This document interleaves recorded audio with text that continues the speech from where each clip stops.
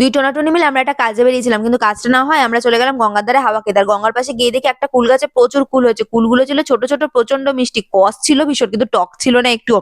তো আমি লোভ সামলাতে না পেরে অনেকগুলো কুল তুলে নিয়ে এসেছি মাখা খাওয়ার জন্য। তারপর দেখছি পাশে একটা জমিতে অনেক গাঁদা ফুল ছিল। তো আমি গাঁদা ফুল দেখতে চলে গেলাম। আর আল দিয়ে পেরিয়ে, পেরিয়ে যেতে পড়লো হচ্ছে প্রচুর সর্ষে ক্ষেত। তারপরে হচ্ছে যব, সামনেই সরস্বতী পুজোতে প্রচুর যব হয়ে রয়েছে। এগুলোই হয়তো তুলে তারপর বিক্রি করবে। তারপর আল ধরে যেতে, যেতে দেখছি শিম গাছও ছিল। শিম গাছ ভর্তি শিম হয়েছিল। তারপর পাশে দেখলাম যে জলের মধ্যে কি সব ধান গাছও লাগিয়েছে, ধান-ফান দেখলাম। তারপরে ছবি-টবি তুলে আর ফুরফুরে হাওয়া। আজকে এত হাওয়া দিচ্ছিল কি বলবো, আমি তো তাকাতেই পারছিলাম না।